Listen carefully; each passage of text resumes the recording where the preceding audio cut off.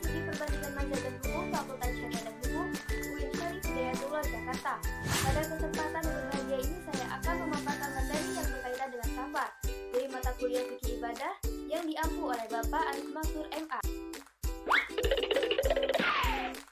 Mari kita langsung saja. Di pertemuan kali ini akan ada 4 poin yang akan dibahas. Yang pertama yaitu perdebatan tentang batasan jarak dalam safar. Selanjutnya tentang ketentuan pelaksanaan sholat ketika safar. Yang ketiga tentang ketentuan puasa safar, dan yang terakhir adalah ketentuan sholat pada saat menjalankan ibadah haji dan umroh. Sebelum kita membahas 4 poin tadi, sebelumnya apakah teman-teman di sini mengetahui apa itu safar? Amazing! That's right. Safar adalah meninggalkan tempat bermukim dengan niat menempuh perjalanan menuju suatu tempat. Sekarang mari kita masuk ke poin pertama, yaitu perdebatan tentang jarak. Mengenai jarak, para ulama kebanyakan menghubungkannya dengan jarak bolehnya mengqashar sholat. Ada beberapa pendapat ulama dalam permasalahan ini. Pendapat yang pertama yaitu jarak minimal suatu perjalanan dianggap atau disebut safar adalah 4 barit 16 pasak 48 mil atau sekitar 85 km. Ini menurut Imam Malik, Imam Ahmad, Imam Syafi'i, dan ulama lainnya. Dalilnya adalah hadis riwayat Ibnu Umar dan Ibnu Abbas radhiyallahu anhu. Beliau berdua sholat 2 rakaat atau sholat qashar dan tidak berpuasa dalam perjalanan 4 barit atau lebih dari itu. Diriwayatkan Al-Baihaqi dengan sanad yang sahih dan Al-Bukhari dalam sahihnya secara mu'allaq. Nah, pendapat yang selanjutnya adalah jarak minimal sebuah perjalanan disebut safar adalah sejauh perjalanan 3 hari 3 malam dengan berjalan kaki atau naik unta. Nah, ini adalah pendapat dari Abu Hanifah dan ulama-ulama lainnya. Dalilnya adalah hadis Ibnu Umar radhiyallahu anhu, tidak boleh seorang wanita safar selama 3 hari kecuali bersama mahramnya. Hadis riwayat Bukhari. Nah, pendapat selanjutnya adalah jarak minimal sebuah perjalanan dianggap safar adalah sejauh perjalanan sehari penuh. Pendapat ini dipilih oleh Al-Auza'i dan Ibnu Katsir. Masih ada beberapa pendapat yang lain dalam masalah ini. Adapun riwayat yang paling kuat dalam masalah ini adalah hadis Anas radhiyallahu anhu, yaitu dahulu Rasulullah Shallallahu Alaihi Wasallam beliau keluar sejauh 33 mil atau 3 parsah. Beliau sholat 2 rakaat dan mengqashar sholat. Hadis riwayat Muslim. Akan tetapi dalam riwayat tersebut tidak dipastikan apakah Rasulullah Shallallahu Alaihi Wasallam mengqashar sholat pada jarak 3 mil atau 3 parsah. Dengan demikian, riwayat ini tidak bisa dijadikan sebagai hujah dalam membatasi jarak safar. Adapun larangan Rasulullah Shallallahu Alaihi Wasallam terhadap seorang wanita yang safar sejauh perjalanan 3 hari tanpa mahram, maka tidak ada hujah dalam hadis tersebut. Sebab hadis tersebut tidak menunjukkan bahwa safar tidak terwujud atau terjadi kecuali dalam jarak perjalanan 3 hari. Hadis itu hanya menunjukkan larangan bagi seorang wanita untuk safar tanpa disertai mahram. Ibnu Qudamah rahimahullah berkata, tidak ada dasar yang jelas untuk menentukan batasan jarak safar. Sebab menetapkan batasan jarak safar membutuhkan nas atau dalil yang datang dari Allah dan Rasulnya. Selain itu, dalam Al-Quran dan As-Sunnah, safar disebutkan secara mutlak tanpa dikaitkan dengan batasan tertentu dalam batasan tertentu. Dalam kaidah fikih disebutkan sesuatu yang mutlak tetap berada di atas mutlakannya sampai datang sesuatu yang memberi batasan atasnya. Ketika tidak ada pembatasan jarak safar dalam syariat, pembatasan safar kembali kepada urf, yaitu kebiasaan masyarakat setempat. Nah, selama masyarakat setempat menganggap atau menyatakan perjalanan tersebut adalah safar, maka perjalanan itu adalah safar yang disyariatkan untuk mengqashar dan berbuka puasa di dalamnya. Pendapat yang paling kuat adalah pendapat Ibnu Qudamah rahimahullah dan yang lainnya, bahwa batasan safar kembali pada urf, yaitu kebiasaan masyarakat setempat. Wallahu a'lam.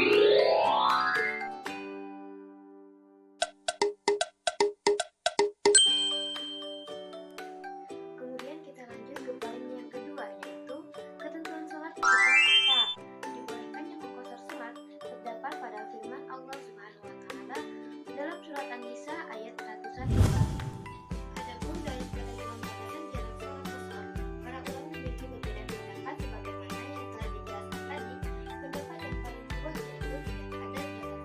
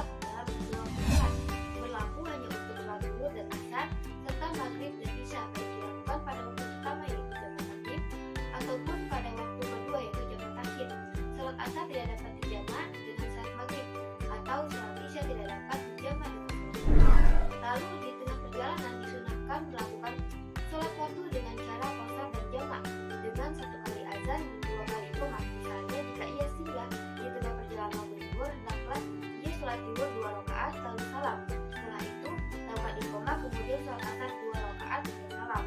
Sholat berjamaah tetap diperintahkan bagi orang laki-laki selama di perjalanan selagi dia mampu melakukannya. Jika seseorang masuk ke dalam masjid di tengah perjalanan lalu dia mendapatkan jemaah sholat, janganlah dia membuat jemaah baru, tetapi bergabunglah dengan jemaah yang telah ada. Maka hendaklah dia sholat ikut berjamaah bersama imam. Imam ditetapkan untuk diikuti. Jika imamnya ketika itu sholat dengan sempurna, maka sebagai makmum dia ikut sholat dengan sempurna. Dan jika imamnya sholat qashar, maka sebagai makmum dia sholat qashar. Jika seseorang mendapatkan sholat jamaah sedang ditunaikan, tidak perlu dia bertanya-tanya sholat apa yang sedang dilakukan. Dia dapat langsung bergabung dengan jamaah tersebut sebagai makmum dan niat sholat sesuai urutannya.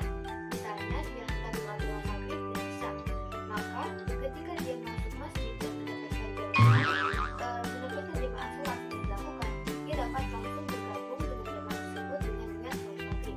Jika imam telah salam dan rakaat sholat maghribnya masih kurang, tinggal dia tuliskan niatnya. Adapun jika ternyata imam sholat isya dengan sempurna dan dia yang sholat maghrib ikut pada rakaat pertama, maka ketika imam bangun dengan rakaat ketiga, dia tetap duduk untuk rakaat akhir. Lalu jika dia selesai, dapat langsung salam tanpa menunggu imam atau menunggu imam menyempurnakan sholatnya dan dia salam setelah imam salam. Kadang sering terjadi di tengah perjalanan, setelah selesai sholat maghrib, jemaah berikutnya langsung iqamah dan memulai sholat maghrib pula.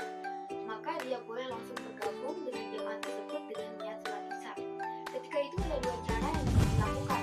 Dia dapat melakukan sholat isya dengan sempurna dengan pertimbangan imam sholat maghrib dengan sempurna, atau dia dapat melakukan qashar sholat dengan mempertimbangkan bahwa jemaah tersebut sedang melakukan safar. Jika pilihan kedua yang diambil, maka ketika imam yang sholat maghrib tersebut bangun setelah rakaat ketiga, hendaknya dia duduk untuk tasyahud akhir dan menunggu imam menyelesaikan sholatnya, lalu dia salam setelah imam salam, atau dia langsung salam setelah tasyahud akhir tanpa menunggu imam.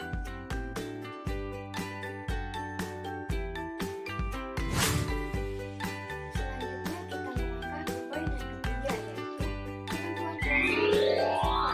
Mengenai hal ini, terdapat sebuah pertanyaan, manakah yang lebih baik bagi musafir, berpuasa atau tidak puasa? Nah, jawabannya bisa dipahami seperti ini. Dalam kondisi pertama, jika puasa ketika safar menyebabkan musafir merasa berat, maka tidak puasa lebih dianjurkan. Sahabat Jabir bin Abdillah radhiyallahu anhu bercerita, Rasulullah Shallallahu alaihi wasallam pernah melakukan safar. Tiba-tiba beliau melihat ada sekelompok orang berkerumun. Di tengahnya ada satu orang yang dipayungi dengan baju karena kepanasan. Kemudian beliau bertanya, ada apa ini? Kemudian mereka menjawab, dia sedang berpuasa. Kemudian Rasulullah Shallallahu alaihi wasallam,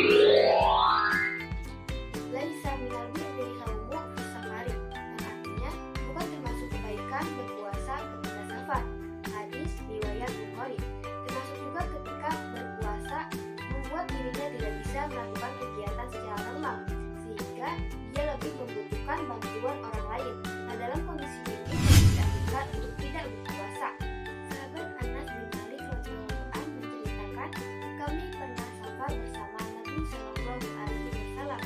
Orang yang paling bisa berteduh adalah orang yang punya banyak kain, mereka berteduh dengan kain. Mereka yang puasa, mereka tidak bisa melakukan apapun. Sementara mereka yang tidak puasa, mereka menggiring onta, melayani orang yang berpuasa, mengambilkan air, memasak, dan membuatkan tenda. Kemudian Rasulullah Shallallahu alaihi wasallam berkomentar, "Zahaba muftiruna yauma ajin." Hari ini yang tidak berpuasa memborong pahala. Hadis riwayat Bukhari dan Muslim.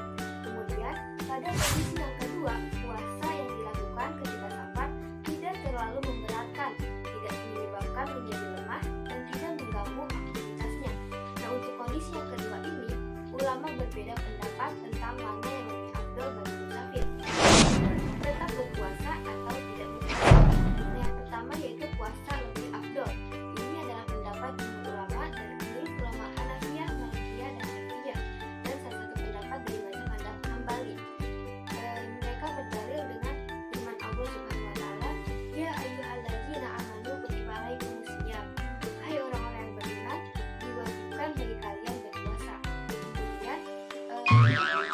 Yang kedua yaitu membatalkan puasa lebih afdal. Ini adalah pendapat dari mazhab Hambali.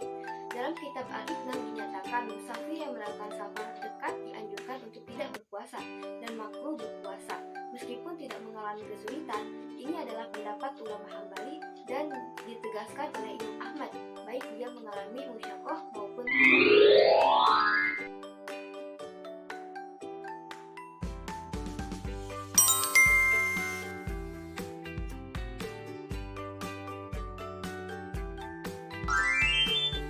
Oke teman-teman, kita lanjut ke poin yang terakhir yaitu pelaksanaan sholat ketika pelaksanaan ibadah haji dan umroh.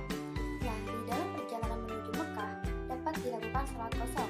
Kemudian bisa juga dilakukan sholat lihimati waktu untuk menghormati waktu. Teman-teman harus benar-benar paham dengan sholat jamak dan qasar apabila ingin melakukan jamak qasar. Lalu apa itu sholat lihimati waktu? Ia adalah sholat yang dilakukan ketika tidak menemukan media untuk bersuci. Bisa juga dilakukan ketika dalam perjalanan. Namun wajib mengulang sholatnya sebab sholat itu hanyalah sarana untuk menghormati waktu sholat yang sudah masuk. Amazing!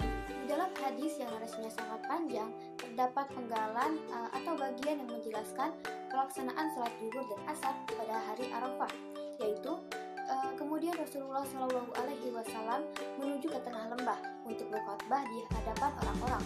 Kemudian Bilal mengumandangkan azan dan iqomah. Kemudian sholat zuhur dilanjutkan iqomah, kemudian sholat asar. Beliau tidak melaksanakan sholat apapun di antara keduanya.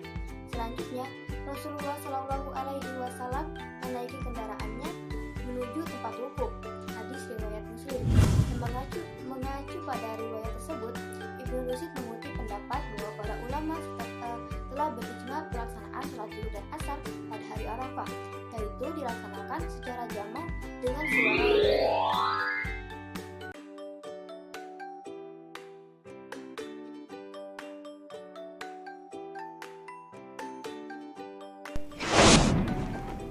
Baik, itu dia teman-teman yang dapat saya sampaikan. Dari pembahasan tadi dapat kita kesimpulan bahwasanya Islam adalah agama yang sempurna. Bagi hamba yang berada dalam kesulitan, maka ia pun bisa meraih kemudahan termasuk dalam hal ketika bersafar. Dengan adanya keringanan-keringanan yang Allah berikan kepada hambanya, hal ini dapat menghindari kesulitan yang sering dihadapi musafir, memberi kemudahan kepada mereka untuk menunaikan hak-hak Allah Subhanahu wa Ta'ala, penyemangat untuk melaksanakan sholat fardu dan tidak meninggalkan kewajiban sehingga tidak ada seorang pun yang lalai atau malas untuk memberi alasan agar dapat meninggalkan ibadah sholat ataupun puasa. Semoga bermanfaat dan mohon maaf atas segala kekurangan dan kekeliruan. Akhirul kalam, wassalamualaikum warahmatullahi wabarakatuh.